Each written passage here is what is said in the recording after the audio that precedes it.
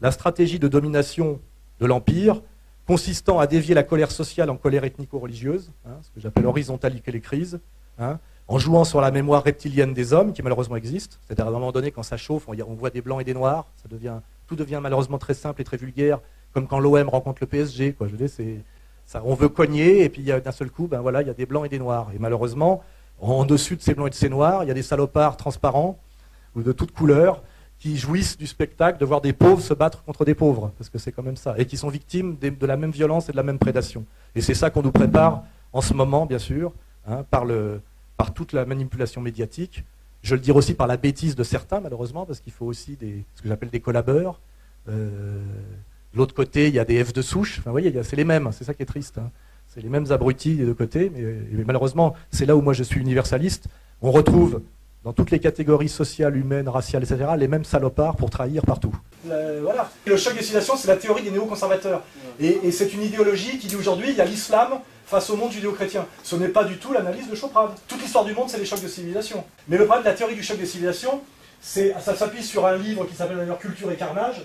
C'est toujours les plus mauvais, c'est les Américains qui veulent faire de la géopolitique et de la philosophie, qui te dit que depuis la bataille du Thermopyle, la bataille 300, il y a deux conceptions du monde. Il y a la conception finalement qui amène à l'American Way of Life américaine, en passant par les Grecs et je sais pas trop quoi, et le despotisme finalement oriental, qui finalement est Ahmadinejad. C'est-à-dire que pour lui, tout est l'accomplissement ou la répétition de ces deux modèles éternels et transhistoriques. Pour moi, un mec qui fait ça, c'est pas un mec qui pense. Hein, voilà, c'est tout. C'est comme quand il y a des gens pour me piéger qui me disent « Est-ce que tu n'es pas d'accord avec la phrase de De Gaulle, que tu peux peut-être citer, la France est un pays de religion catholique, de race blanche, etc. » Je dis, Charles de Gaulle a parfaitement raison de dire ça au moment où il le dit.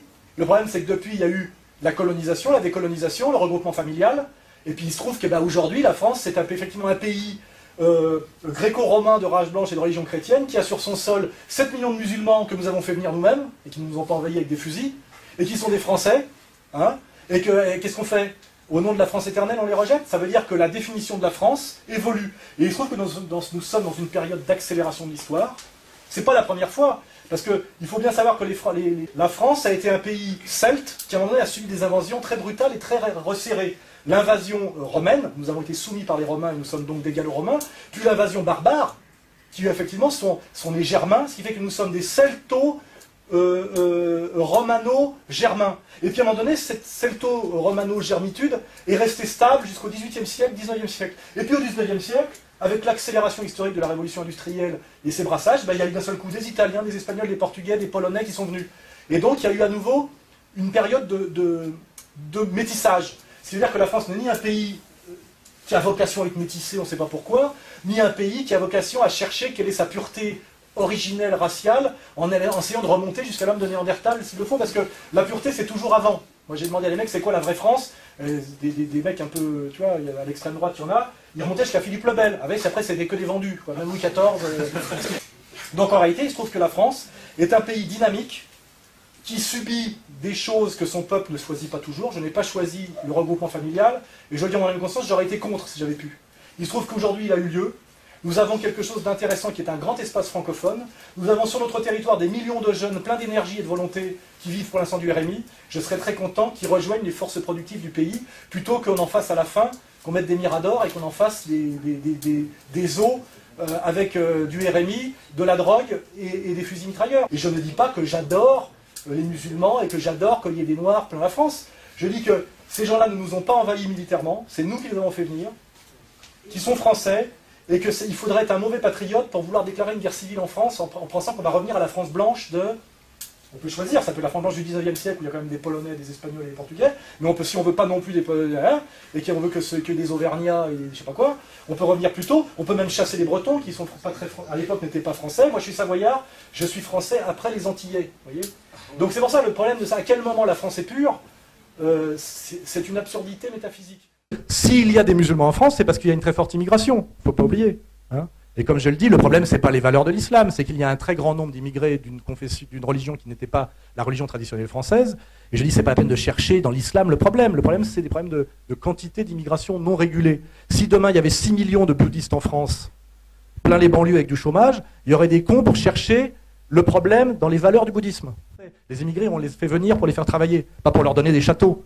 On vient pour les exploiter. Et la première génération en prend plein la gueule. C'est arrivé aux Italiens, aux Polonais, aux Savoyards, aux Bretons. Ça vous est arrivé aussi. Et la deuxième génération, la troisième, si on arrête de pleurer et de demander des ghetto blasters et des ballons de foot du Parti Socialiste, on peut devenir avocat, on peut devenir médecin,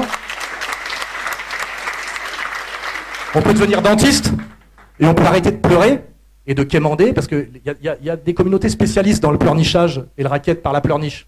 C'est pas dans les valeurs de l'islam, vous le savez. J'ai jamais vu, moi, de musulmans mendier.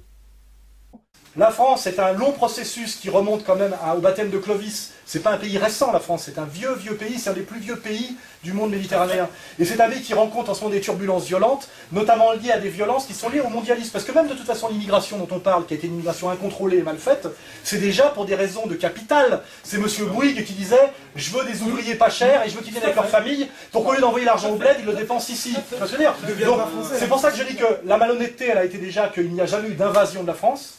Il y a eu un projet patronal, donc jamais choisi par le peuple, mais par les gens, pour des raisons d'argent, et aussi pour des raisons de domination. Parce que malheureusement, on le voit, un peuple métissé est beaucoup plus facile à dominer qu'un peuple ethniquement cohérent. Le vrai problème du métissage, qui est un processus de destruction, il faut le savoir, car le métissage, ce n'est pas le meilleur du Maghreb qui s'allie au meilleur de la France, c'est la destruction de la culture française, de la culture maghrébine, par le mondialisme.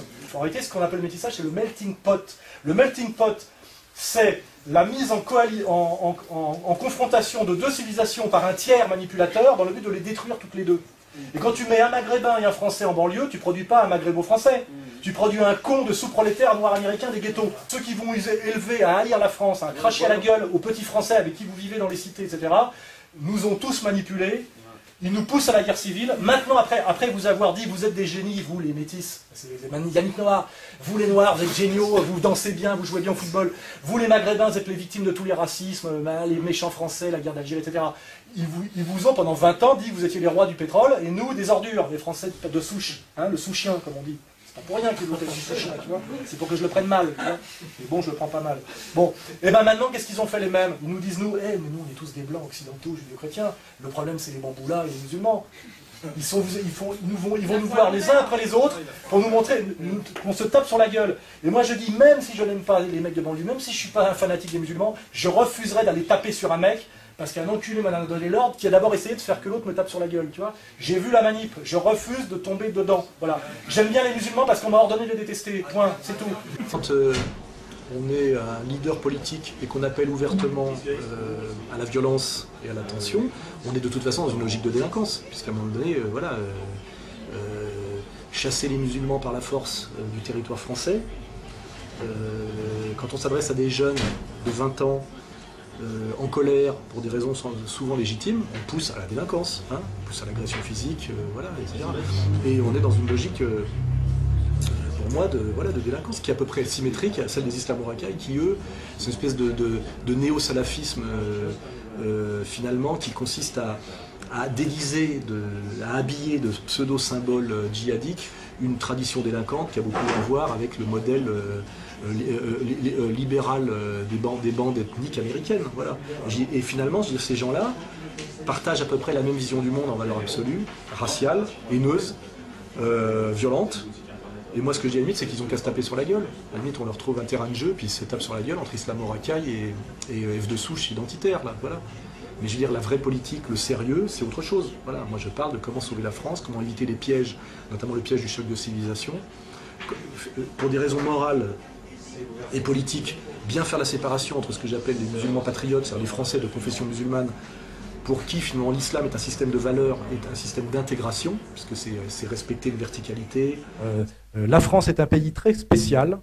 On ne se compare ni à la Suisse, ni à l'Allemagne, ni à l'Hollande, parce que c'est un pays qui a un débouché sur la mer du Nord, sur la Manche, sur l'Atlantique, sur la Méditerranée. C'est un pays où il y a des montagnes, des lacs. C'est le pays le plus complexe. C'est un pays qui est un pays de Gaulois celtes, avec des influences gréco-romaines, qui a été christianisé, qui a eu une épopée coloniale, ce qui fait que vous parlez tous français aujourd'hui. Voilà. Et cette France est un pays complexe. C'est un pays, en général, où les étrangers réussissent bien, historiquement, sauf depuis 20 ou 30 ans où ça se passe moins bien. C'est un pays où depuis très très longtemps nous avons eu Mazarin, enfin des étrangers qui ont fait leur place en France. C'est un pays d'où on s'en va très peu. La France est très peu présente en Amérique, etc. Parce que les endroits dont on part, c'est les endroits de malheur. C'est pour ça qu'il y a beaucoup d'Irlandais aux États-Unis. C'est pour ça qu'il y a beaucoup d'Italiens, d'Espagnols, de Portugais en Amérique du Sud. Les Français, il n'y en a qu'en France parce que la France est le pays du bonheur. Il faut quand même le savoir. Donc les gens ne s'en vont pas. Parce qu'ils n'ont pas de raison de partir, de fuir la misère, etc. Et il n'y a pas de raison, je dirais, d'une certaine manière, que ça change.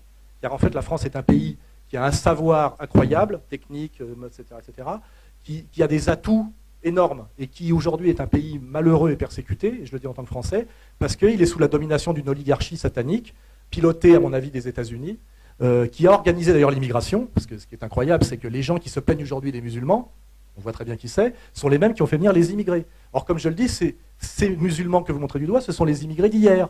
Hier, c'était des chances pour la France, et aujourd'hui, c'est les ennemis de la laïcité. Et nous avons une gauche française aujourd'hui qui protège d'une main l'immigré, mais qui attaque le musulman de l'autre au nom de la laïcité. Il se trouve que l'immigré et le musulman, c'est la même personne.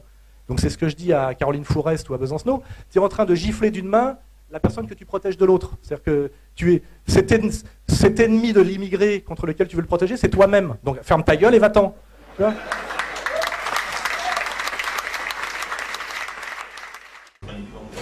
Et pour moi, c'est... voilà, aujourd'hui, les gens pensent que je fais une défense des musulmans. Je fais pas une défense des musulmans, je fais une défense de la vérité et du sérieux. Voilà, je n'aime pas le mensonge, c'est tout. Donc je dis, moi, il y a toute une partie de Français originaires de l'immigration qui ont été amenés par la gauche mitterrandienne à la haine de la France et à la délinquance, par les idées gauchistes, libérales, ethnistes, même parfois racialistes, on le voit bien, hein, il y a un racisme à l'envers souvent, et qui peuvent être sauvés de ça par une religion millénaire qui est un moyen de s'intégrer et de s'élever. Ça l'a été traditionnellement, qui est l'islam. On ne va pas leur demander de se convertir au catholicisme, c'est absurde pour l'instant. Donc je ne vois pas pourquoi on les désignerait du doigt de façon violente, et surtout au nom de la laïcité qui est une escroquerie maçonnique. Hein. La laïcité qui étant en réalité le masque de la maçonnerie, qui est en fait le masque humaniste de la toute-puissance de la banque. On le sait historiquement, et nos gros penseurs et nos gros penseurs catholiques l'avaient parfaitement identifié. Je ne vais pas vous citer Charles Maurras, mais ils savaient exactement de quoi je parlais en ce moment. Hein. Tout ça nous ramène aux années 30. Donc à un moment donné, il y a des gens qui ont soit manque de culture, soit manque d'honnêteté, c'est tout.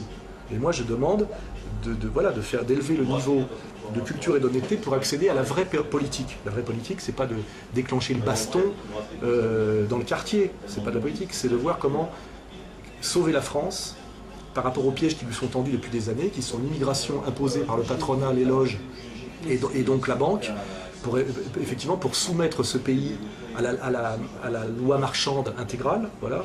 Et moi je pense que face à ce piège qui nous est tendu, qui à mon avis a généré le regroupement familial et d'autres choses, s'il y a quelque chose qu'on doit faire, c'est plutôt le front de la foi face à ce piège satanique et marchand. Hein. Et surtout pas la guerre de religion entre pauvres Français on va dire de chrétiens et pauvres Français musulmans pour le plus grand plaisir de l'oligarchie qui manipule tout le monde. Parce que la vérité sociologique, c'est que ceux qui s'en sortent le mieux en France, issus des quartiers, sont les musulmans. Il est en train d'émerger de l'islam de France une bourgeoisie. Et c'est pour ça aussi que les autres veulent se les payer. Parce que demain, les musulmans éliront leurs propres représentants, auront leurs propres journalistes, leurs propres médias, leurs propres télés. Et si aujourd'hui les musulmans sont montrés du doigt par une certaine communauté hostile, c'est parce que s'ils ne les baisent pas tout de suite, dans 10 ans, ce n'est plus les cousins qui vous donneront des ordres. Les musulmans sont de banlieue, ceux qui s'en sortent le mieux, qui sont en train de faire émerger une bourgeoisie, et donc qui sont capables de créer de l'emploi pour eux-mêmes, de produire leurs propres médias, et qui demain produiront leurs propres imams. On est d'accord. Et ce jour-là, ils ne se laisseront plus manipuler. Et le jour où ils ne sont plus manipulés, il y en a qui s'inquiètent, parce qu'ils aimaient bien pousser le français de souche contre le musulman. Et ça se joue en ce moment. Ça se joue en ce moment parce que dans 10 ans, vous aurez gagné. Plus personne, ça sera comme les Vietnamiens, plus personne vous expliquera ce que c'est que l'histoire de la colonisation, comment on doit comprendre le Coran, qui est-ce qu'on invite à la télé, parce qu'on a bien vu quand même qu'on vérifie qu'une communauté est dominée, parce que c'est jamais elle qui choisit qui elle va envoyer à la télé pour parler en son nom. Jamais vous n'avez eu droit à avoir un représentant. Le seul qui tient à peu près la route, c'est Tariq Ramadan. Malheureusement, il est égyptien, suisse, il n'est pas français. Il y a 6 ou 7 millions de Français musulmans, tu l'as dit. On ne peut pas trouver un Français musulman pour parler de ce que c'est que l'islam à la télé. Et moi, il n'y a rien qui m'émeut plus pour conclure, et c'est là ça que je suis un patriote atypique, que quand je vois un Français d'origine étrangère me dire qu'il est français et qu'il aime la France. Là, je crois que c'est le génie français. C'est le génie français, ça n'existe pas en Allemagne, ça n'existe pas en Angleterre. C'est que la France est ce pays étrange où n'importe qui, que ce soit Platini, que ce soit Kovacs, arrivant de Pologne, d'Espagne ou d'Algérie, peut dire, 20 ans, 10 ans après, très vite, peut dire « je me sens totalement français dans ce pays et donner le meilleur de lui-même à la France ». C'est ça le génie français. Aujourd'hui, on a gagné le défi portugais, le défi espagnol, le défi polonais. Il faudrait gagner le défi afro-maghrébin. Voilà. Et je pense que c'est un souhait que je fais pour vous, mais c'est un souhait que je fais pour moi en tant que Français, car je ne voudrais pas que mon pays s'écroule. Voilà.